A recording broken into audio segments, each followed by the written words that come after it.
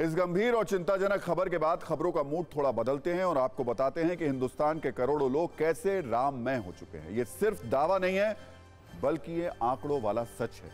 जैसे जैसे अयोध्या में रामलला की प्राण प्रतिष्ठा का वक्त करीब आ रहा है, देश के राम भक्तों और हिंदू धर्म में श्रद्धा रखने वाले करोड़ों लोगों का जोश हाई हो रहा है और रामचरितमानस की रिकॉर्ड खरीदारी हो रही है।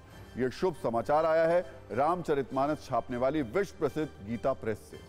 अयोध्या में प्राण प्रतिष्ठा से पहले रामचरितमानस की डिमांड रिकॉर्ड स्तर तक पहुंच गई है। पिछले 50 वर्षों का रिकॉर्ड टूट गया है। आलम यह है कि अब स्टॉक भी खत्म हो चुका है। रामचरितमानस, सुंदरकांड और हनुमान चालीसा की डिमांड काफी बढ़ गई है।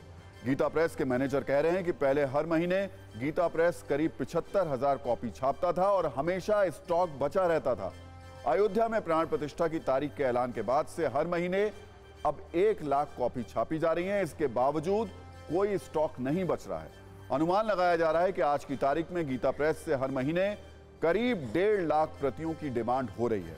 पिछले 3 महीनों की बात करें तो अक्टूबर, नवंबर और दिसंबर में रामचरितमानस की 3,27,000 प्रतियां छपी थी, लेकिन ये सभी बिक चुकी हैं। इन 3 महीनों में सिर्फ हनुमान चालीसा की 13,50,000 प्रतियां छपी, लेकिन अब इसका भी स्टॉक खत्म होने वाला है।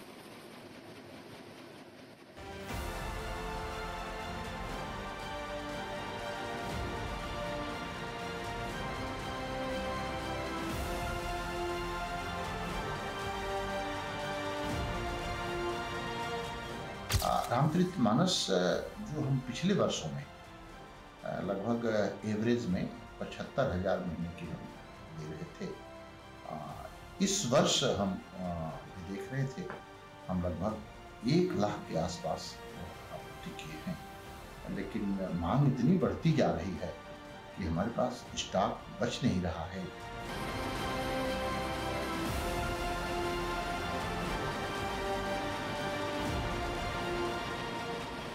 आध्यात्मिक जो लोगों की मांग है उसकी पूर्ति करने में लगे हुए हैं, लेकिन वर्तमान समय तो यही है कि अत्यधिक मांग के कारण से हम पर्याप्त पूर्ति नहीं कर पा रहे हैं। जयपुर से 50,000 प्रतियों का हमारे पास आया कि हमको 50,000 प्रतियां चाहिए। दिल्ली में समर्थता की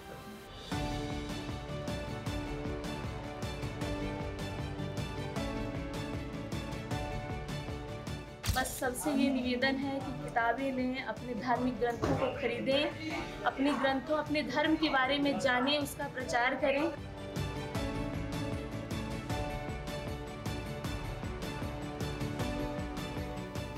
ये मांग बढ़ती ही जा रही है और लग रहा है कि 22 जनवरी के बाद जब भीड़ चलेगी वहाँ, तो इसमें मांग और बढ़ जाएगी, क्योंकि फिर उस समय लोग सोचते हैं कि हम आए हैं दर्शन करने के लिए, तो एक रामचरितमानस कम से कम घर में प्रसाद के रूप में लेके चलें।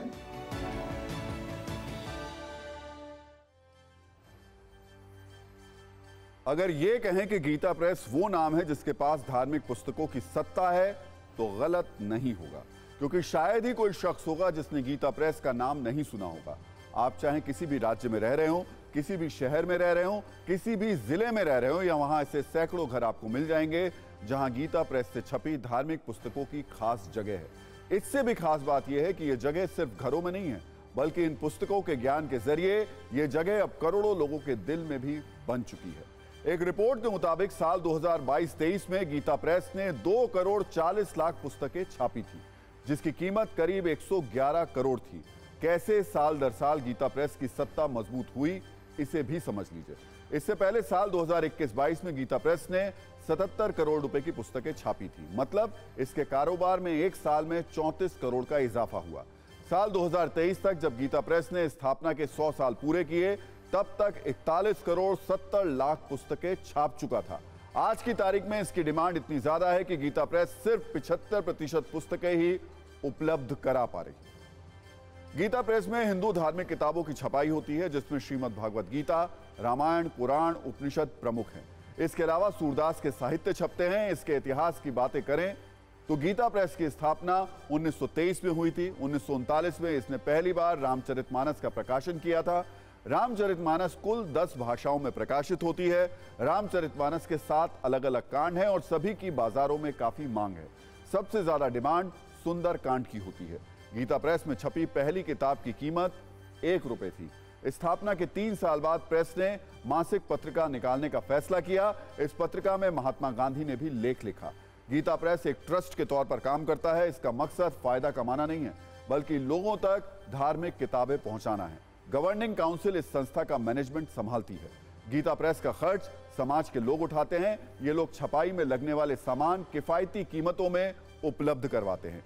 गीता प्रेस लगातार खुद को अपडेट करता रहता है। यहां जर्मनी और जापान की हाईटेक मशीनों पर छपाई होती है।